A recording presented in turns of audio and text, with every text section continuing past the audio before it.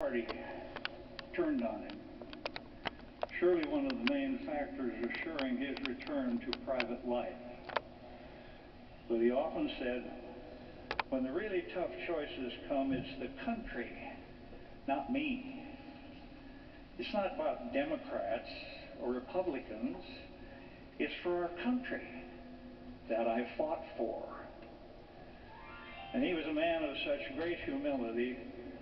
Those who travel the high road of humility in Washington, D.C. are not bothered by heavy traffic. And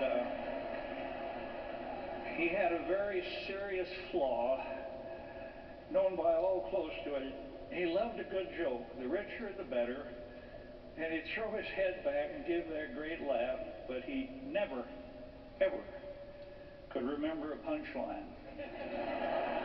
And I mean never.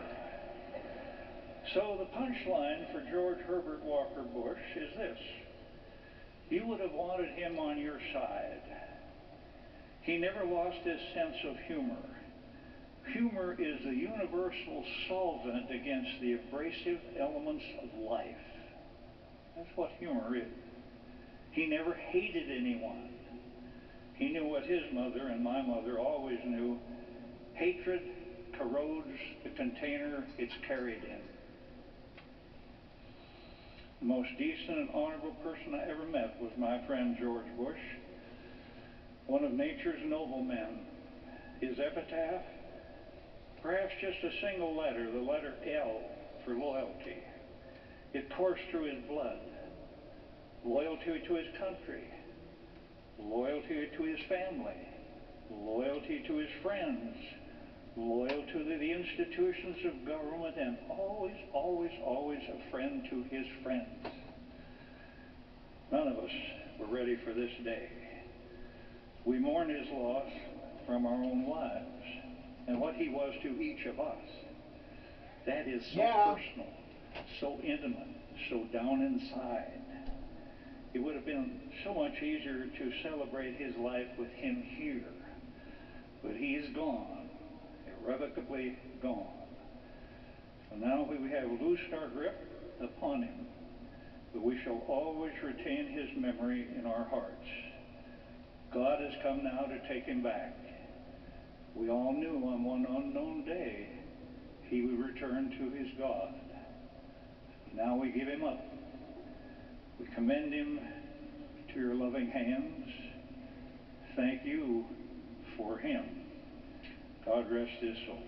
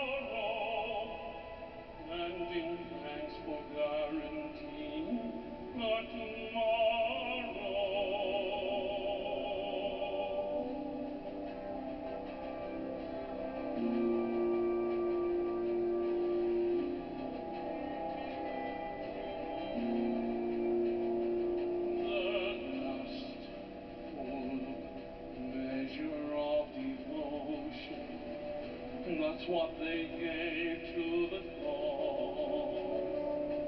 The last full measure of devotion, and though they cannot hear all applause, we honor them forever and keep alive their story, pay tribute to their lives, and give them all the glory.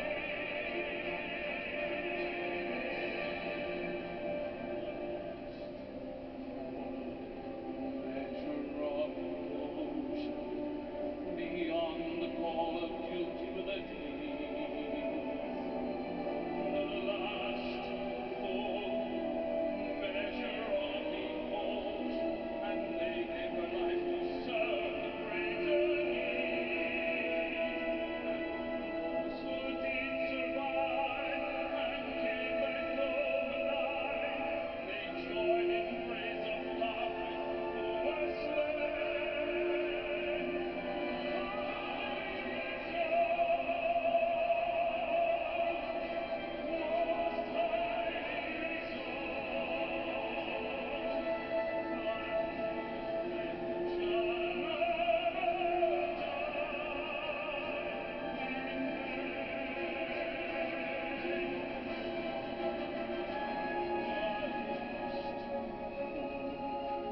measure of devotion, beyond the call of duty were the these. The last full measure of devotion, he gave himself to serve the greater need. And for those who did survive and came back home alive, they joined in praise of comrades who were slain.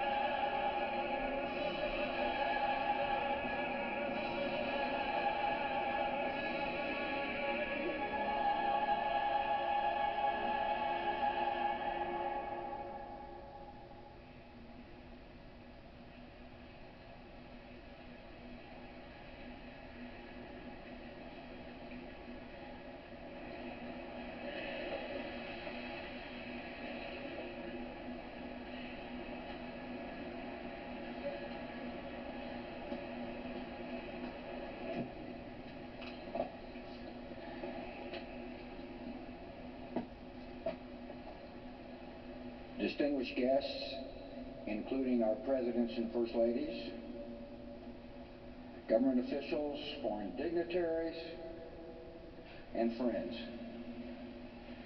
Jeb, Neil, Marvin, Darrow, and I, and our families, thank you all for being here. I once heard it said of man that the idea is to die young as late as possible. At age 85, a favorite pastime of George H.W. Bush was firing up his boat, the Fidelity, and opening up the three 300-horsepower engines to fly, joyfully fly, across the Atlantic with the Secret Service boats straining to keep up. At age 90, George H.W. Bush parachuted out of an aircraft and landed on the grounds of St. Anne's by the Sea in Kennebunkport, Maine, the church where his mom was married and where he worshiped often.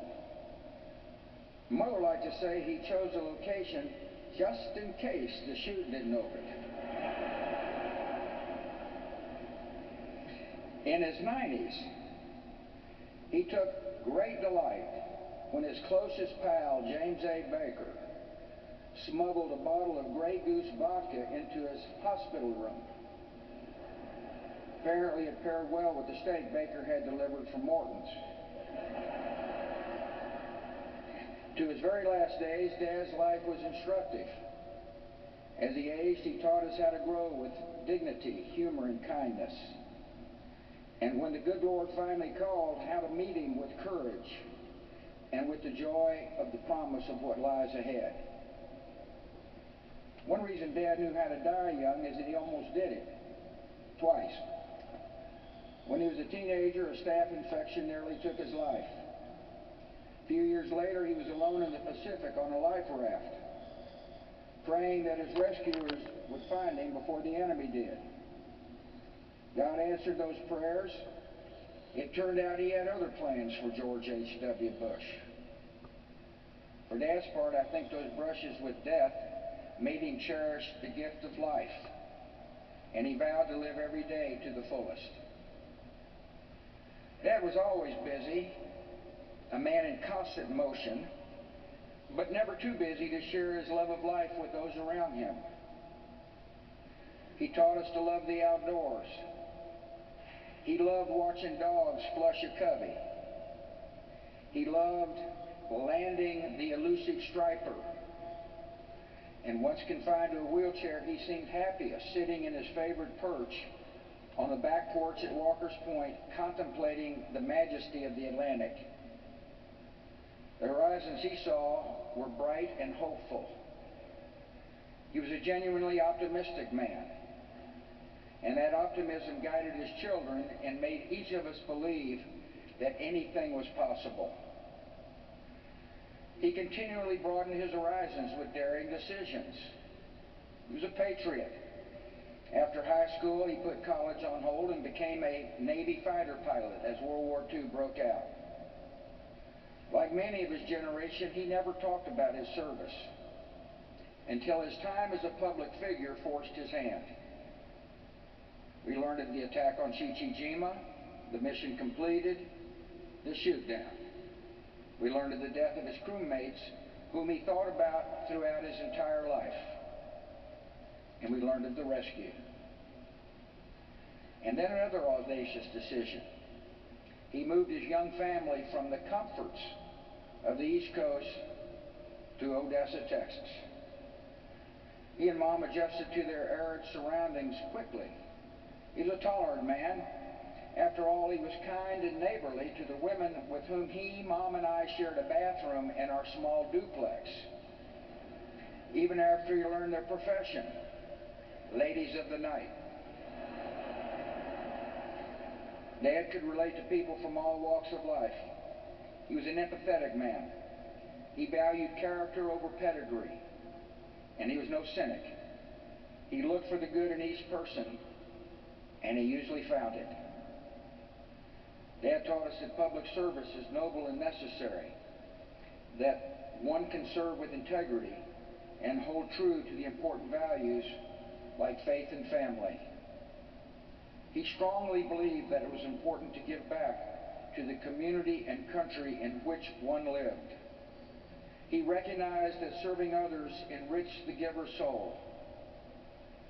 To us, his was the brightest of 1,000 points of light. In victory, he shared credit. When he lost, he shouldered the blame. He accepted that failure is a part of living a full life, but taught us never to be defined by failure. He showed us how setbacks can strengthen. None of his disappointments could compare with one of life's greatest tragedies, the loss of a young child. Jeb and I were too young to remember the pain and agony he and Mom felt when our 3-year-old sister died. We only learned later that Dad, a man of quiet faith, prayed for her daily. He was sustained by the love of the Almighty and the real and enduring love of our Mom. Dad always believed that one day he would hug his precious Robin again. He loved to laugh, especially at himself. He could tease and needle, but never out of malice. He placed great value on a good joke. That's why he chose Simpson to speak.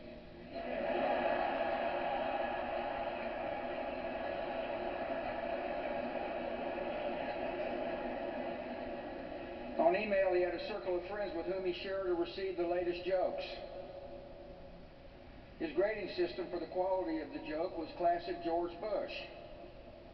The rare 7s and 8s were considered huge winners, most of them off color. George Bush knew how to be a true and loyal friend. He nurtured and honored his many friendships with a generous and giving soul. There exist thousands of handwritten notes encouraging or sympathizing or thanking his friends and acquaintances. He had an enormous capacity to give of himself. Many a person would tell you that Dad became a mentor and a father figure in their life. He listened and he consoled. He was their friend. I think of Don Rhodes, Taylor Blanton, Jim Nance, Arnold Schwarzenegger, and perhaps the unlikeliest of all, the man who defeated him, Bill Clinton. My siblings and I refer to the guys in this group as brothers from other mothers. He taught us that a day was not meant to be wasted. He played golf at a legendary pace. I always wonder why he insisted on speed golf. He was a good golfer. Well, here's my conclusion. He played fast so that he could move on to the next event, to enjoy the rest of the day, to expend his enormous energy, to live it all. He was born with just two settings: full throttle, then sleep. Taught us what it means to be a wonderful father, grandfather, and great-grandfather. He was firm in his principles and supportive as we began to seek our own ways. He encouraged and comforted, but never steered. We tested his patience. I know I did. But he always responded with the great gift of unconditional love. Last Friday, when I was told he had minutes to live, I called him. The guy answered the phone and said, I think he can hear you, but he hadn't said anything for most of the day. I said, Dad, I love you and you've been a wonderful father. And the last words he would ever say on earth were, I love you too. To us, he was close to perfect, but not totally perfect. His short game was lousy. He wasn't exactly Fred Astaire on the dance floor. The man couldn't stomach vegetables, especially broccoli. And by the way, he passed these genetic defects along to us. Finally, every day of his 73 years of marriage, Dad taught us all what it means to be a great husband. He married a sweetheart. He adored her. He laughed and cried with her. He was dedicated to her totally. In his old age, Dad enjoyed watching police show reruns, the volume on high,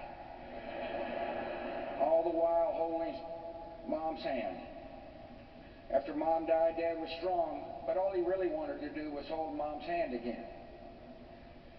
Of course, Dad taught me another special lesson. He showed me what it means to be a president who serves with integrity, leads with courage, and acts with love in his heart for the citizens of our country.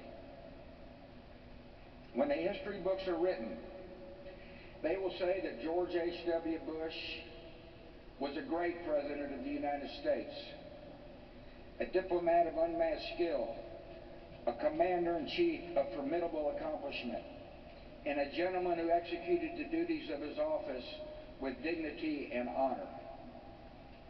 In his inaugural address, the 41st President of the United States said this: "We cannot hope only to leave our children a bigger car, a bigger bank account.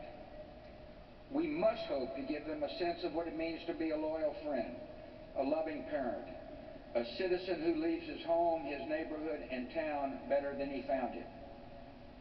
What do we want the men and women who work with us to say when we are no longer there? That we were more driven to succeed than anyone around us, or that we stopped to ask if a sick child had gotten better and stayed a moment there to trade a word of friendship." Well, Dad, we're going to remember you for exactly that and much more. And we're going to miss you. Your decency, sincerity, and kind soul will stay with us forever. So through our tears, let us know the blessings of knowing and loving you, a great and noble man, the best father a son or daughter could have. And in our grief, let us smile knowing that Dad is hugging Robin and holding Mom's hand again.